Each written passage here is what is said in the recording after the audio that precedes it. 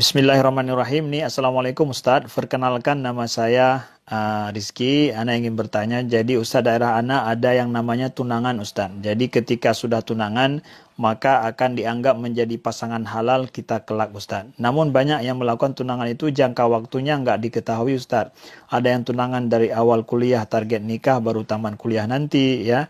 Yang setahun, namun ada juga yang beberapa bulan Ustaz. Namun disayangkan, sangat disayangkan ketika kedua pasangan itu sudah terikat dengan tunangan, mereka sering jalan berdua, makan berdua, pergi berdua. Nah, pertanyaannya, apa hukum dari tunangan itu sendiri dan berapa lama jangka waktunya? Apakah ketika sudah tunangan, kedua pasangan boleh kemana saja seperti muhrim? Nah, bagus pertanyaannya daripada remaja dan daripada anak-anak muda. Apa itu tunangan? Tunangan itu dalam fikih disebut dengan khidbah. Khidbah itu masyru' di dalam Islam. Memang diajarkan, ada tuntunannya di dalam Islam. Khidbah ataupun tunangan itu adalah yang dilakukan masa sebelum terjadinya pernikahan. Masa berkenalan dengan orang yang akan dinikahi.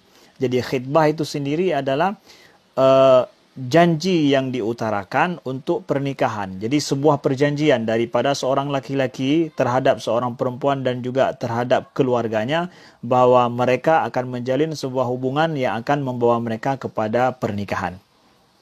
Nah, hubungan ini khidbah ini itu disunahkan oleh Nabi SAW ketika sahabat mengatakan kepada Nabi, saya ingin menikahi seorang wanita. Lalu Nabi mengatakan, hal nazarta ilaiha, apakah engkau sudah melihatnya? Unzur ilaiha, kata Nabi, lihat dia dengan baik-baik. Lihat dia baik-baik, nanti mudah-mudahan engkau mendapatkan hal yang kau sukai darinya sehingga engkau bisa menikah dan bisa bahagia bersama dengannya. Jadi masa khidbah, masa tunangan kawan-kawan sekalian itu adalah masa kita berkenalan dekat dengan siapa? Dengan orang yang ingin kita nikahi.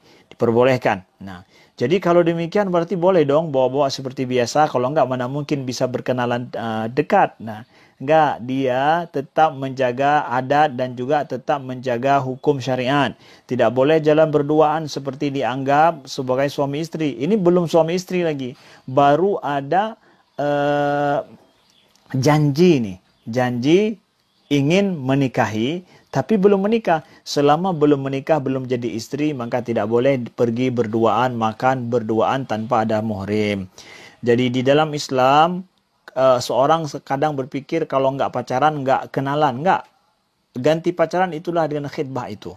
Khidbah itu adalah yang mengikat seorang laki-laki bahwa dia dekat dengan seorang wanita untuk menikah. Sedangkan pacaran dekat dengan seorang wanita bukan untuk menikah, nggak pasti, bahkan esok ditinggalkan begitu saja, ya, tanpa ada tanggung jawab apa-apa. Kalau ini dia sudah mengikrarkan ingin menikah, tapi ingin berkenalan lebih dekat. Lalu kemudian nanti dikasih tahu kepada keluarganya, kasih tahu kepada orang yang di sekitar situ. Sehingga dengan demikian, si laki-laki ini punya tanggung jawab. Jadi nggak sembarangan untuk mendekati seorang wanita. Sedangkan pacaran, betapa banyak korban daripada pacaran tersebut. Tidak berujung kepada pernikahan, bahkan menyakiti hati, ya. Maka jauhi jalan-jalan yang tidak dibenarkan di dalam Islam. Kalau sudah khidbah, masanya berapa lama?